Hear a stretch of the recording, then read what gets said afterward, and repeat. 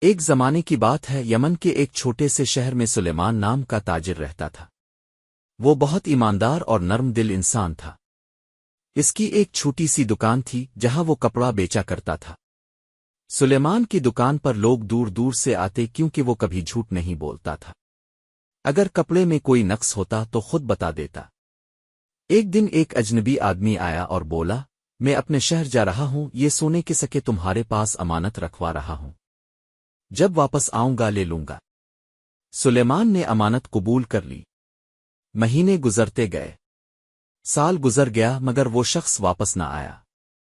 لوگوں نے کہا، اتنے سال گزر گئے اب وہ آدمی نہیں آئے گا، یہ سونا تمہارا ہے، رکھ لو۔ سلیمان نے مسکرا کر کہا، نہیں، یہ امانت ہے، امانت میں خیانت کرنا گناہ ہے۔ کچھ سال بعد ایک دن وہی شخص واپس آیا، بوڑھا، کمزور اور تھکا ہوا۔ سلیمان نے فوراً وہ سونا نکال کر دیا اور کہا، یہ لیجئے آپ کی امانت، میں نے اسے محفوظ رکھا تھا۔ بوڑھا شخص حیران رہ گیا، آنکھوں سے آنسو بہنے لگے۔ اس نے کہا، اے سلیمان، میں نے تمہیں آزمایا تھا، میں نے یہ امانت تمہارے ایمان کو جانچنے کے لیے رکھی تھی۔ تم نے مجھے دکھا دیا کہ ایمان صرف نماز پڑھنے سے نہیں بلکہ امانت داری سے بھی ظاہر ہوتا ہے۔ بوڑھے نے خوش ہو کر دعا دی، اللہ تمہارے رزق میں برکت دے اور تمہیں ایمان پر قائم رکھے۔